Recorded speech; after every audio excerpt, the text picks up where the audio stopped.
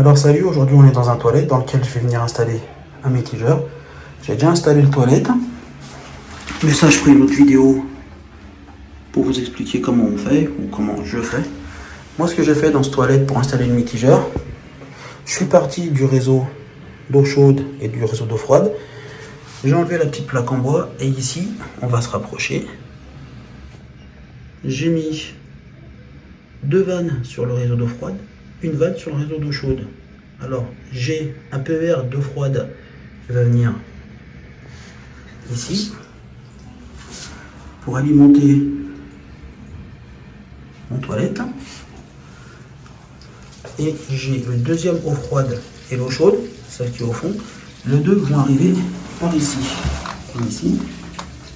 Et à partir de là, je vais venir mettre le mitigeur ici. Alors pourquoi un mitigeur dans les toilettes?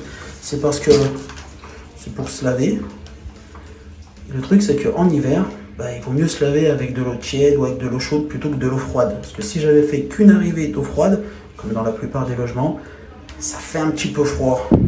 Et tout le monde sait que l'eau c'est beaucoup plus hygiénique que le papier toilette. Alors pourquoi j'ai fait ça? Pourquoi j'ai pas mis directement un T?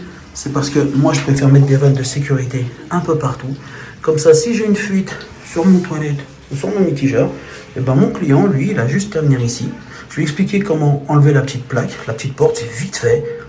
Hop, il fermera soit l'eau chaude du mitigeur, soit l'eau froide du mitigeur, soit l'eau froide des toilettes. Et ils continueront à avoir de l'eau dans la cuisine qui est à droite, de l'eau dans la douche qui est à gauche, dans la salle de bain.